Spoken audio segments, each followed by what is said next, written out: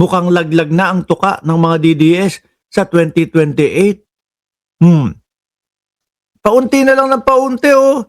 Dito nakikita yung mga bilang ninyo, 300,000. Tapos ang sasabihin, ipapakita, ipapalabas doon po sa mga survey ho. Nako, si Sara Duterte palakas ng palakas, si Bongbong Marcos -3 sa survey. Paano naman kami maniniwala ng ganyan?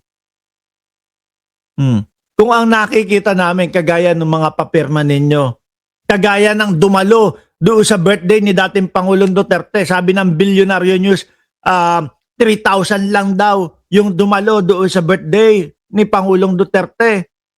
Anak ng putik na yan. Tanggapin na kasi. Nawala na talaga. Mahina na. Oh, tingnan nyo to. Sa The Hague, Netherlands, para muli nagtipon ng mga taga-suporta ng FPRRD sa The Hague, Netherlands para Ayan kayo, sabi ko sa inyo, magsiuwi na kayo.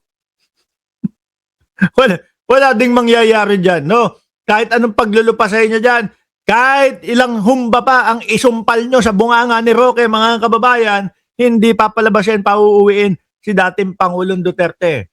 Pag umuwi si Roque at pinasok doon sa oblo, naku po, hindi humba ang isusumpal sa bunganga niyan. Doon po magiging masaya si Harry Roque, mga bossing. Kayo naman, ang dumi-dumi agad ng isip ninyo, lalo si Chaicher, oh. Ang iniisip agad ni Chaicher, ratbo ang ipapasok doon sa bibig ni Harry. Hindi! Ikaw naman, syempre wala namang humba doon sa loob ng kulungan sa Pilipinas. Di ba? Yung mga pagkain doon, syempre, yung tipo bang ano lang, simpleng ano lang, pagkain. Pero yung humba-humba, hindi. No? Yun yung ibig kong sabihin. Kaya ako nasabi na hindi humba ang isusumpal sa bunganga ni Roque. Kayo naman, inisip nyo agad, ratbo ang ipapasok sa bunganga ni Roque. O magiging, magiging masaya. Kayo talaga kapag kayong Harry Roque na ang pinag-uusapan, tuwan-tuwa kayo. O game! diwang ang kanyang 81st birthday kasama ang mga Pinoy mula sa iba't ibang panig ng Europa. Sa kabila ng pagkakapiit, patuloy ang panalangin nila para sa kanyang pagbabalik sa Pilipinas. Nanalangin kayo. Minumura naman ng dating Pangulong Duterte yung pinagpapanalangin na ninyo. Paano naman kayo papaniwalaan yan? O, si Bibeng nandiyan na din. Sasabihin ng pinagpapanalangin na ninyo. Kayo kung ganun. Sino ang gusto nyong palayain? No? Si dating Pangulong Duterte. Minumura ko siya Minumura ko niyan dati. Wala na. Wala na. Hindi. Wala na. O di ba, magpapadasal na ba? Ayan na naman tayo. Pandesal. Tapos, pansit. Di ba? Tapos, yung paboritong inumin ng dating Pangulong Duterte, ialay nyo. Okay, tuloy. Narito ang Agenda Weekend Report ng ating Europe correspondent, Dick Villanueva. Sa ikalawang pagdiriwang ng kaarawan ni dating Pangulong Rodrigo Duterte sa ICC detention sa The Hague, muling tumulak pa Netherlands sa mga Duterte supporters mula sa Paris. Pumunta galing sa ibang lugar, no? Sa biyahe pa lang, kinakantahan na nila ng birthday song si FPRRD. Ang wish ko sa PRRD is dapat makalabas siya ng ICC. Palabasin mo na, palit daw kayo, sir. Yung parang, hindi kasi magmamahal na araw naman di ba? Ganyan yung storya sa Biblia. Tinanong ni Poncio Pilatos, ano ang gusto nyong gawin dito sa taong ito? Sabi ng mga nandoon, ipako sa krus. Ganon. Tapos ang sabi ni Poncio Pilato, wala akong nakikitang kasalanan ng taong ito. Yun. Tapos ang sagot pa din sa kanya, ipako sa krus. Ganon. Sa gayon, maghuhugas ako ng aking kamay. Di ba? No. Para siya yung walang sala. Ngayon, sir, gusto mo makalabas. Ngayon, ano ang gusto nyong mangyari? palabasin si Barrabas. Oh. Tapos, ipako sa krus si Kristo. Ay, palit kayo, sir. Baka pumayag. Di ba? Baka paglabas nung nasa garapon na, sabi ni Alonli TV, grabe ka naman sa mga DDS. Maawa naman kayo pagka nagko-komento kayo.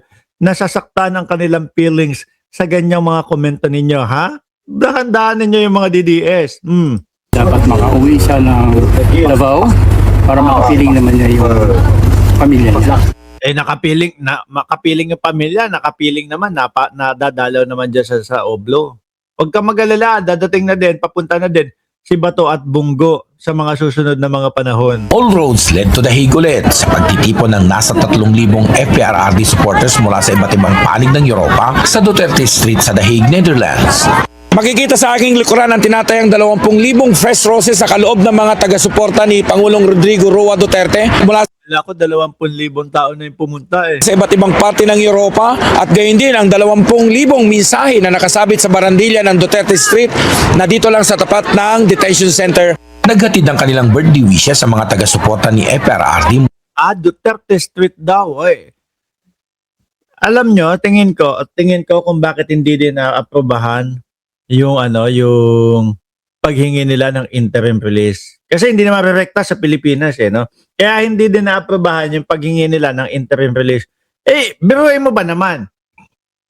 Kunyari, like example, Japan, 'di ba?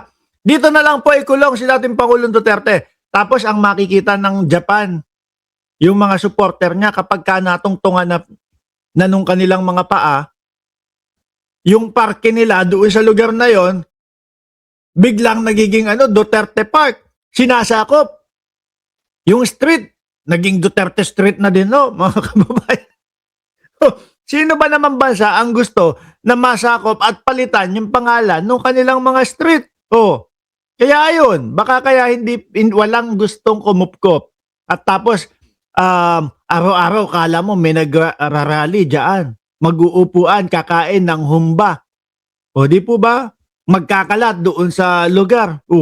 Ay dyan na lang, sa dahig na lang daw ang dating Pangulong Duterte. Mula sa UK, Germany, France, Switzerland, mga taga Davao at Marm.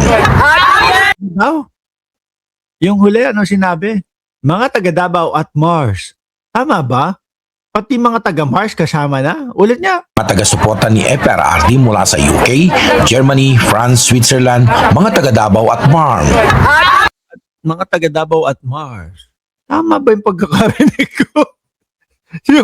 Yun lang sumikat, sabi ni Sir Paulo. Sino kaya dito yung mga taga Mars? Hinahanap ko kung ano itsura ng mga Martian dito. Nagwi-wish ako or kami from Davao City, Germany. Galing kami ng Germany, from Davao City kami. Happy birthday to Tatay Digong. Ang birthday wish namin, taga-United Birthday West. Ano po ang Birthday West? Kingdom na makalabas si Tatay Digong sa detention center. Ang wish ko kay Tatay Digong sa birthday niya is na palagi siyang healthy. Ang pinakaano kay wish niya, the gold health ni Gold health na. Iba yan. Mahal ho yan kapag ganyan mga kababayan. Pagka ikaw naman ay nag-wish na sa isang tao at gold health na ho, mga kababayan ang i-wish no. Naku po, expensive na yan. Pangangatawan niya. Biruin mo naman gold health. No, uli, atras natin. Atras. Wish ulit kay Tatay Digong sa detention center. Ang wish ko kay Tatay Digong sa birthday niya is na palagi siyang healthy. Ang pinakaano kay wish niya, the gold health. Gold health? Ibang klase yun. No, makikita talaga yung kabuuan ng puso niya. Gold health na po ang ini-wish Ni Tatay Digong at sa makauwi na talaga siya ng Pilipinas. Happy birthday, Tatay! Wala na, hindi nyo na makakasama dyan pagka umuwi ng Pilipinas. Di ba?